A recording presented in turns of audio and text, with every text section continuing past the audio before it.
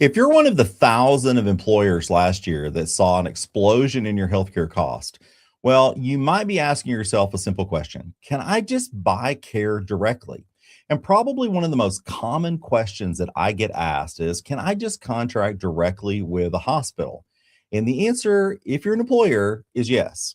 But as you might expect, it's more complicated if you want to build an entire network.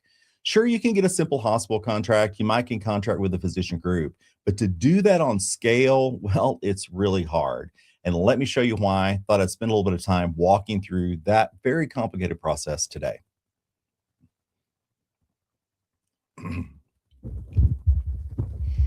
So building networks, well, it's just hard. It's hard for a lot of reasons, but probably the biggest one is that there's just a lot of individual contracts to execute. In Texas alone, there's probably close to 500 hospitals. I have no idea how many physicians there are, but probably close to 50,000. Now, many of those physicians are in groups, but probably that group nature just actually makes it more complicated to actually execute the contract. So most of these networks that are built today, they've been around a long time. They have most of these networks that are here today, they've just been around for a long time. They've been in place, these relationships have been established, and the rate structures have, well, slowly eased up over time. They've gotten larger, as you can expect, and actually more expensive. And so building these kind of contracts at scale is just really, really hard. There are some things on the horizon that's going to make this easier, and I'm going to show you a little teaser at the end on how that could happen. But in the interim, it's just a difficult thing to do. And as someone who's built networks in the past, I can say it's even gotten more difficult today.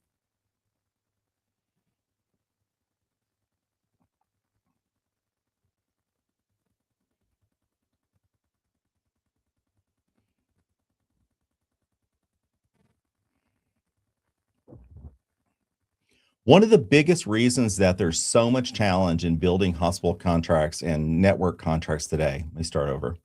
One of the biggest challenges in building network contracts today is the fact that these relationships have just gotten more complicated. For instance, now you have hospital employed physicians, where in the past, hospitals really function on their own contract. You've got doctors and physicians in very large groups. In fact, there are anesthesia groups in Texas that are just huge. And today, even groups span multiple cities. So you can't really pick and choose which providers you actually want anymore. It's just not that simple. If you want, say, certain physicians in a contract, you're probably going to get all of them if they're employed by a hospital. And that's true if they're employed in one of these larger groups too. You might think that would make it easier. And from a contractual standpoint, it might make the paperwork easier, but it's actually can be more costly because these groups are going to have larger leverage. This is particularly true for employed physicians that are employed by hospitals. This is particularly true by hospital employed physicians. And that's because hospital contracts, on average, are going to be more expensive than, say, a wild type physician contract. That's one of the reasons that employers have seen such an increase in cost as physicians have become employed in these relationships. The second thing is that leaves a lot of onesie twosie contracts. So now you end up finding yourself in a very inefficient build of putting a network together. And probably one of the most surprising things that's happened in the last decade, at least for me, was the idea that there's just physicians that are completely untouchable when it comes to contracts. And those are physicians and groups that are called concierge docs. Most of those physicians do not take insurance. And if they do, it's often in somewhat of a modified way, meaning they're going to take your insurance for hospital, but you're going to have to pay on top of that. It's really hard for employers to actually build a network around a universe of concierge physicians unless you get into the realm of direct contracting, which we will talk about in a future video. The second thing you run into is this concept of just physicians who just refuse, period, to be in any insurance contracts. And there's a growing number of those physicians today. So it's just incredibly challenging to build a network of docs today that can be leveraged at scale for an employer.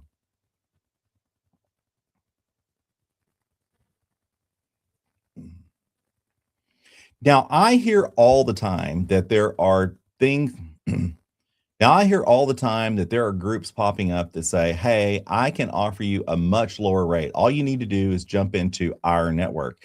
And when you look at the numbers, you'll often, as an employer, see something that goes, wow, this actually looks like a good deal.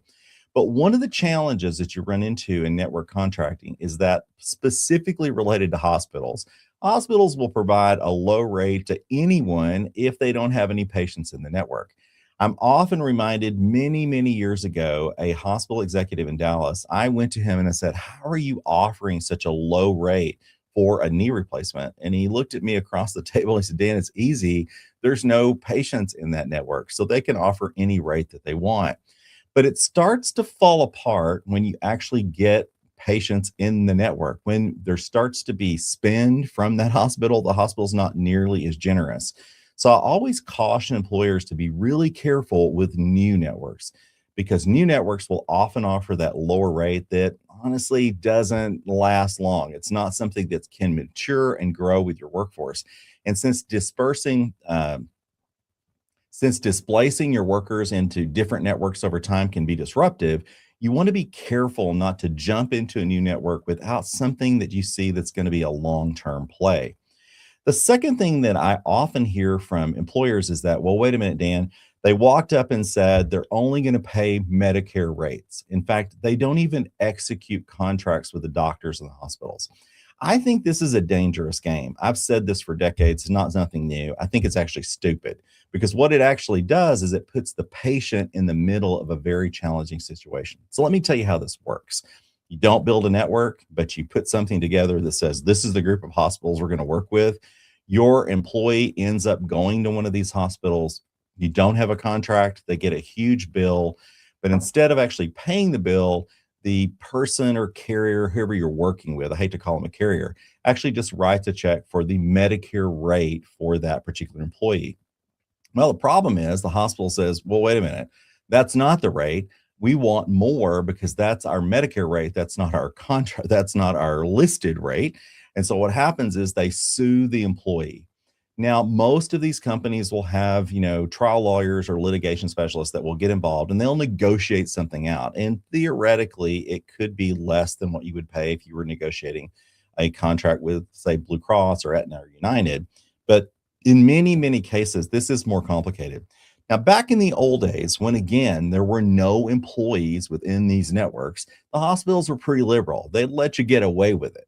But the challenge is, again, when you start to get more employees, more volume within the network, well, the hospitals and the physician groups are going to take a much harder stance in something like that. The next one has to do is that if networks grow in numbers, the cost of care goes up. What I mean by that is that network actually starts to grow. It starts to eat into the margin of the hospital or the physician group, and they're not going to be as like tolerant of a lower rate. And in fact, it becomes much more difficult to get that lower rate in the future because of leverage and contracting, but also just because it becomes a bigger volume of patients within that actual facility.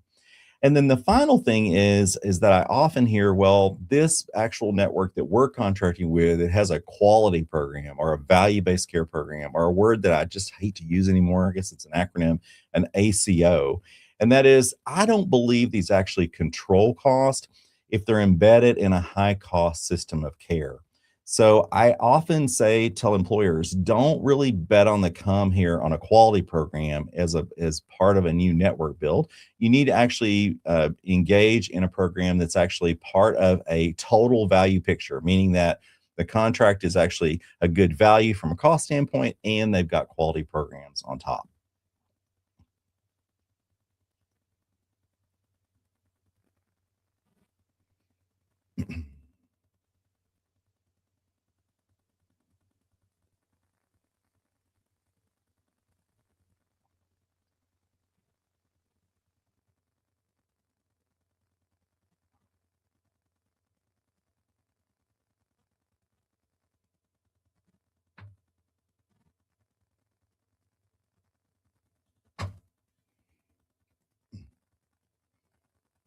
So these are the reasons that I usually tell employers that building their own network is really, really difficult. The first one has to do with insufficient scale and leverage.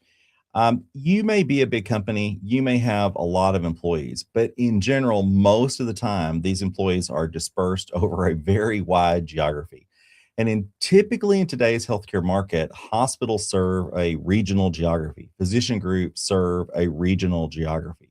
So if your employees are dispersed over a pretty wide area, you really don't have the kind of scale and leverage that can actually help you in negotiating a contract, particularly one that can be done long term. So that's probably the number one reason that you have to be very difficult.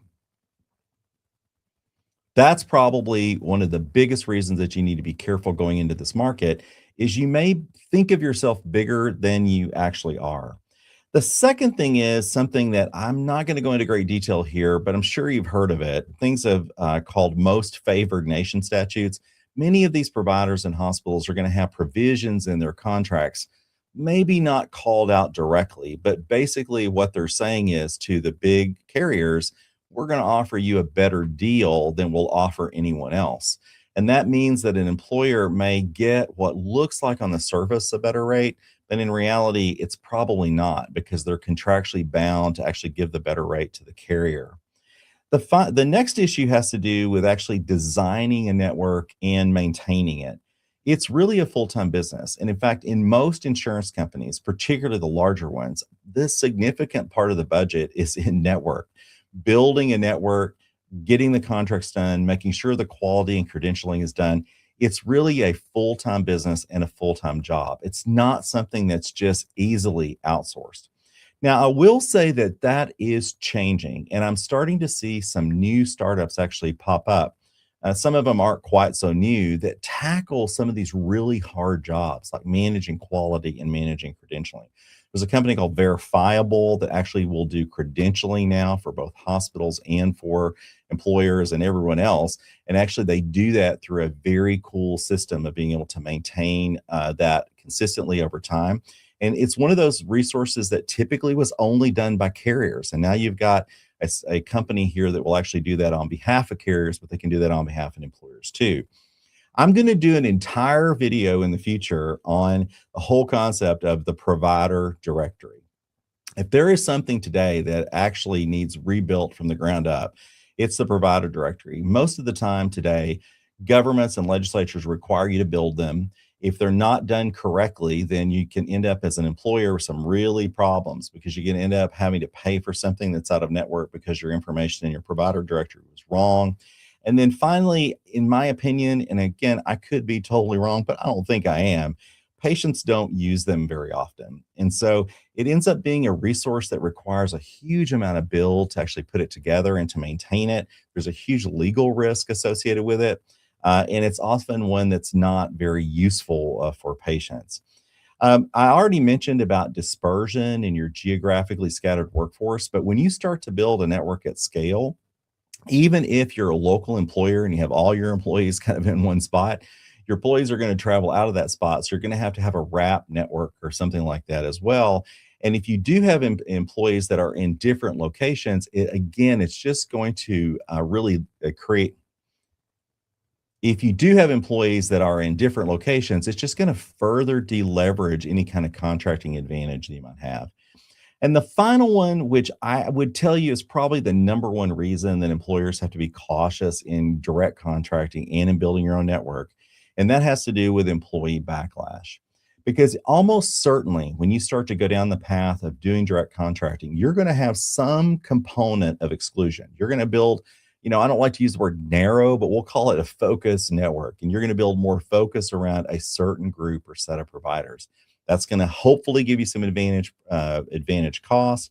It's going to hopefully help you to make it simpler to manage and simpler to contract. But the problem is your employees are going to push back because their doctor's not going to be in that network. They don't want to go to that hospital.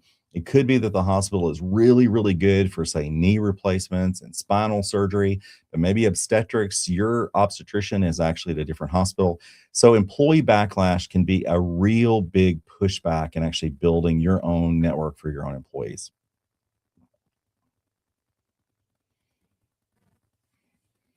Now, there are some things going forward that I do think offer some real opportunities in actually putting together your network. And one of the biggest challenges that you have is okay, let's just say you're going to go down the path of building a network. Who do I put in it? Or where do I start? Or how do I actually geographically and contractually put it together? Well, you have to have data. So, one of the things that we've done recently is we've worked with some companies to actually say, okay, could we actually get data publicly that would actually be able to put together the network builds that would provide information to the employer to say this could actually create value. And today we've actually worked with a company called Seraph Health. They've got a fantastic data set. They have put machine learning on top of CMS they have put machine learning on top of CMS contractual data, and that actually helps you to understand the cost of the physicians and hospitals within a network at scale. That data's been around for a while, but it's often very messy. It's not put together very well. Seraph has done a really nice job of actually putting it together so that it can be used in a very good way. Let's start over here.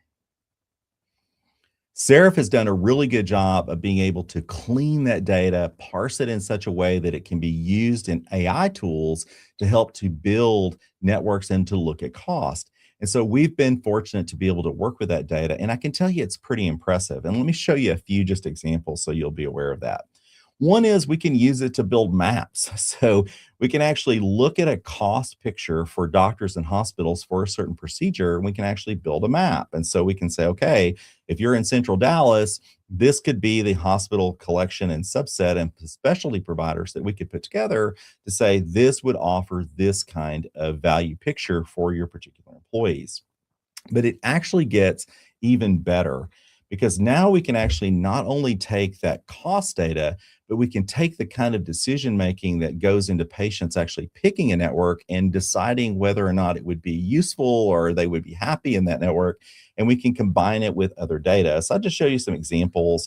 This is called a knowledge graph, and basically it puts together cost data, Google data, Yelp data, quality data, Leapfrog data, even things like Glassdoor, and if employees are actually happy at the hospital or not, to give you a really good understanding on how good the management is of a hospital, whether or not that's something that you could maintain that quality barrier for a long time. And so this is an example where you can use AI to pull in again the cost data, but you can combine it with a whole bunch of other sets of data to be able to produce these networks. So you can start to accomplish something actually pretty cool from the start, which means that you can build these networks of the future with AI that actually put the providers and the hospitals in a network that would, again, make your employees happy. They would also be able to find the cost picture that you would need to be sustainable going forward if you are building an employer contract.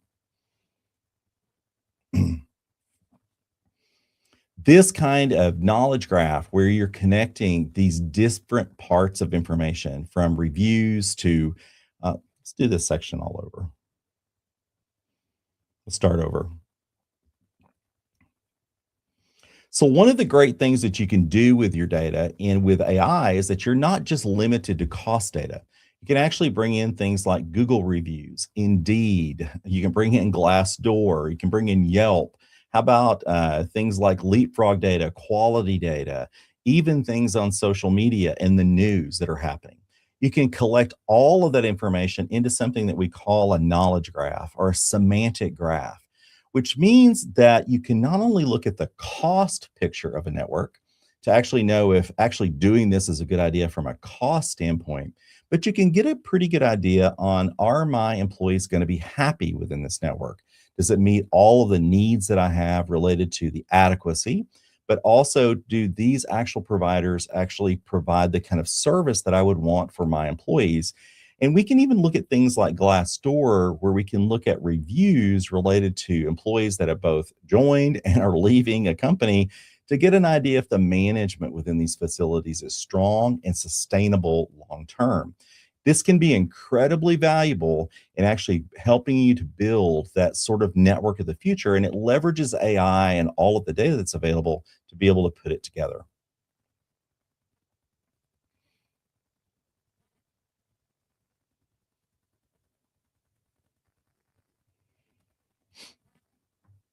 So I thought I'd kind of show you an example about how this can be used.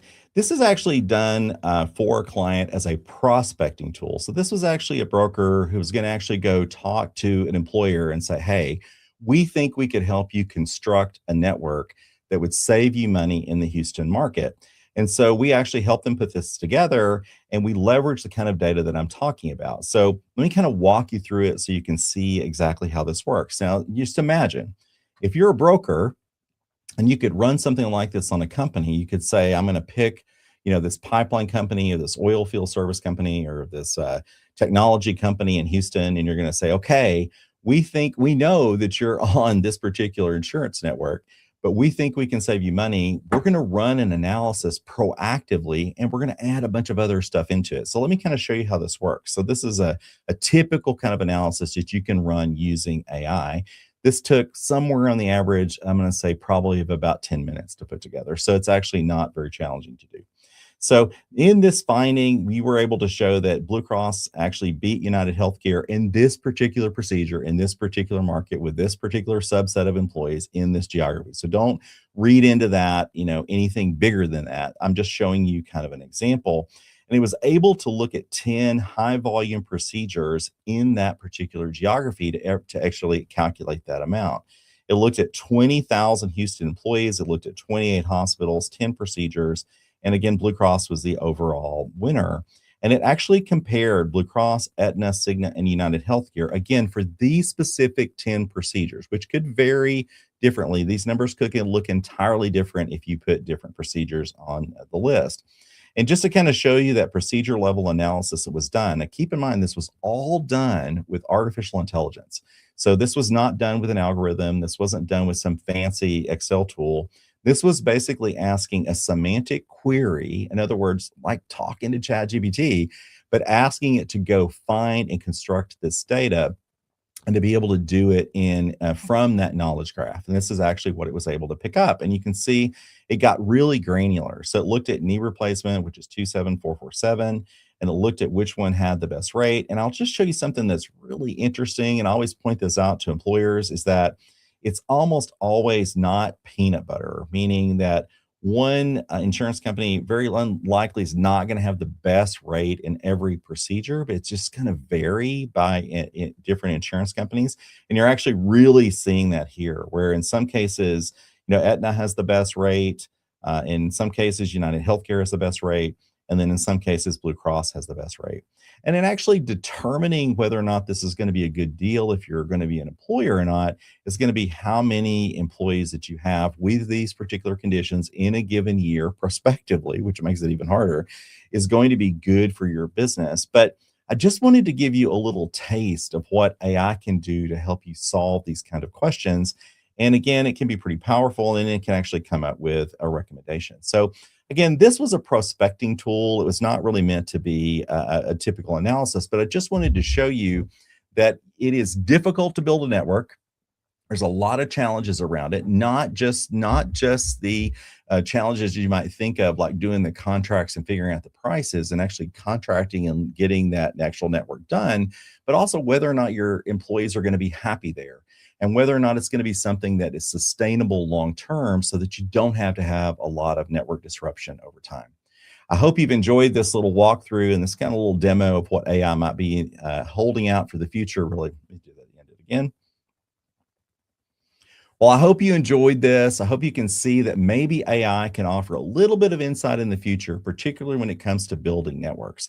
It's not just about the contract, it's not just about the price, but it's also finding a network that your employees would be happy with long term, that's sustainable, that's got great management. If you have any questions, reach out to me. And as always, if you have topics or ideas that I could work on in the future, leave those in the comment section. I try to answer every single one. And until next time, I hope you enjoyed this.